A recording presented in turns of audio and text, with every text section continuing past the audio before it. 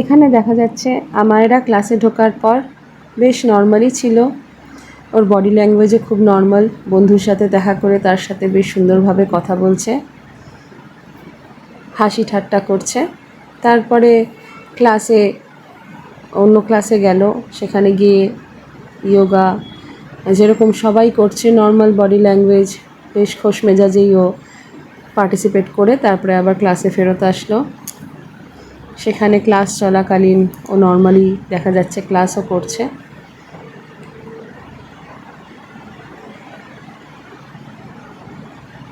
এরপরে দেখা যায় যে ক্লাসের মধ্যে কতগুলো বাচ্চা ওর কাছে ডিজিটাল স্লেট নিয়ে কী সব আঁকিবুকি করে ওকে দেখিয়ে ইরিটেট করতে থাকে। একটা ডিজিটাল স্লেট একটা ক্লাসরুমে বাচ্চারা ব্যবহার করবেই বা কেন, যেগুলো স্কুলে অ্যালাউ নয় সেগুলো বাচ্চারা আনবে কেন, এইসব করে মেয়েটাকে বিরক্ত করে তুলছিল বা ডিস্টার্ব করছিল। দেখাই যাচ্ছে যে মেয়েটা বেশ ইতস্তত বোধ করছিল এই সামনের স্টুডেন্টগুলোর ব্যবহারে, কার্যকলাপে। ক্লাসের মতনই চলছে। সেখানে একজন ম্যাম থাকা সত্ত্বেও দেখা যাচ্ছে বাচ্চাগুলোর মধ্যে কোনো নিয়ন্ত্রণ নেই, তারা এদিক ওদিক ঘুরে বেড়াচ্ছে। আর বারবার কতগুলো বাচ্চা এসে আমায়রাকে বারবার ডিস্টার্ব করছে। আমায়রা এখন খুব টেনশন, খুব স্ট্রেসড হয়ে পড়েছে। দেখাই যাচ্ছে ওকে কেরমভাবে সবাই ঘিরে ধরে ওর সাথে কেমন বাজে বিহেভ করছে, ওর বডি ল্যাঙ্গুয়েজ চেঞ্জ হতে থাকে।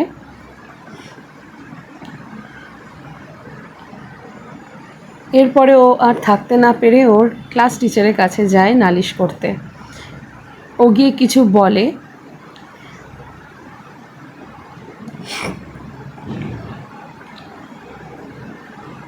ও কিছু বলতে না বলতেই দেখা যাচ্ছে পাশ থেকে ওর সহপাঠী এসে ম্যামকে ওর এগেনস্টে উল্টে বলতে থাকে।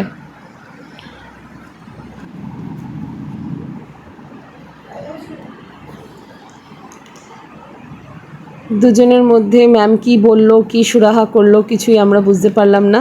তবে আবার দেখছি যে আবার ওরা আমায়রার দিকে আঙুল করে ওরা কিছু একটা বলছে। আমায়রা তাতে আবার একটুখানি অপ্রস্তুত, একটু ডিস্টার্বড হয়ে আবার ওদের কাছে গিয়ে ব্যাপারটাকে মিটমাট করার চেষ্টা করে। এমন কিছু হচ্ছে যে আমায়রা সেটা নিতে পারছে না।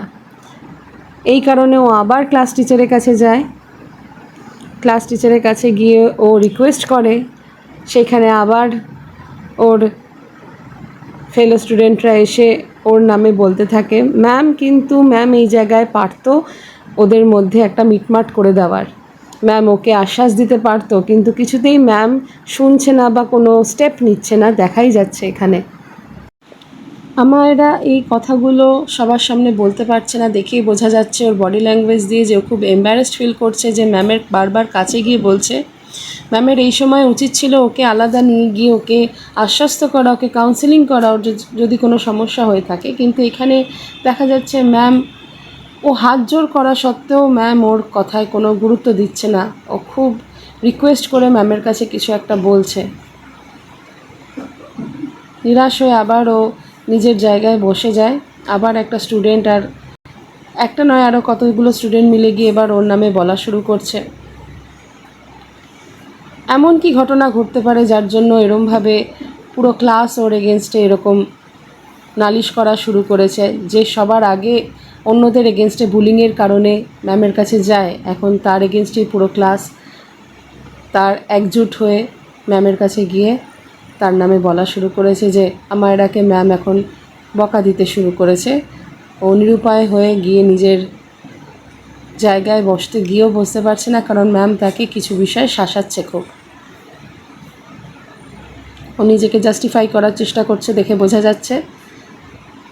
বাট ম্যাম ওকে আঙুল তুলে কোনো কিছুর ওয়ার্নিং দিচ্ছে, খুব বকা দিচ্ছে, দেখে বোঝা যাচ্ছে যে আমায়রা সেখানে নিরুপায় হয়ে দাঁড়িয়ে রয়েছে। বাট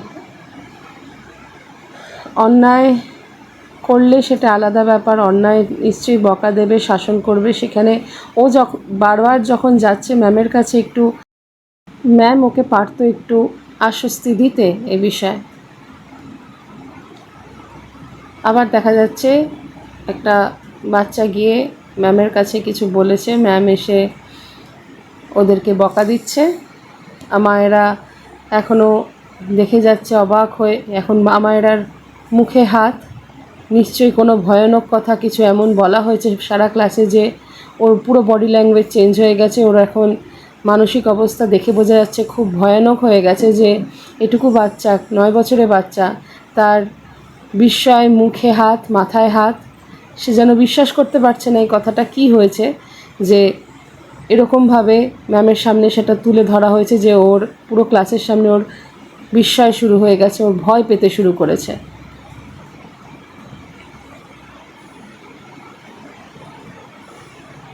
তা দেখেও কেমন, বলে বোঝানো যাবে না যে একটা বাচ্চা এত সুন্দর সকালবেলা থেকে এত সুন্দর থাকার পরেও এখন সে এরকমভাবে রিয়্যাক্ট করতে শুরু করেছে। আবার একটা মেয়ে গিয়ে ওর নামে কিছু বলছে। এবার ম্যাম ওকে বকা দিচ্ছে। ও জিজ্ঞাসা করছে আমায়েরা ওই মেয়েটাকে যে এমন কি করা হয়েছে যে ও গিয়ে কথাটা বলল। ও প্রশ্ন করছে তাকে। এবার আমায়েরা গিয়ে মেয়েটার সাথে মিটমাট করার চেষ্টা করছিল।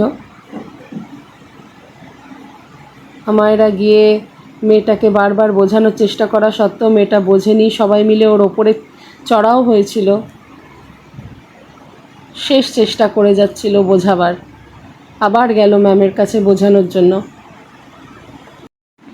এবার ও কাকুতি মিনতি করে বোঝা যাচ্ছে যে বলছে ম্যামের কাছে, ও রিকোয়েস্ট করছে, ও হেল্প চাইছে, কিন্তু ওর কোনো কথা রাখা হচ্ছে না। ম্যাম উল্টে ওকে কিছু একটা ওর নাকচ করে দিল। ও কিছু রিকোয়েস্ট করেছিল আর ও বেরিয়ে গেল।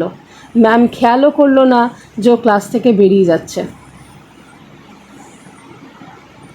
যদি ওকে ক্লাস থেকে বের করার পানিশমেন্ট দেওয়া হয়ে থাকে তাহলে ও বেরিয়ে গিয়ে কোথায় যাচ্ছে কেউ দেখবার মতন লোক নেই, যে একটা বাচ্চা ক্লাস থেকে বেরিয়ে সে কোথায় হনহন করে চলে যাচ্ছে, এত বড় স্টেপ নিতে যাচ্ছে বাচ্চাটা, ওকে গাইড করা যেত। কি ভয়ানক মানসিকতা হয়ে গেছিলো বাচ্চাটার ক্লাসে থাকতে থাকতে, যে এরকম চিন্তা চলে আসলো মাথায়। এরকমভাবে ও একটা ভয়ঙ্কর পরিণতি ঘটালো। ও এসে প্রতিটা ফ্লোরে দেখছে, যে মাপছে, মেপে আবার উপরে উঠছে। কেউ নেই ওকে দেখার, কেউ ওকে আটকাবার নেই।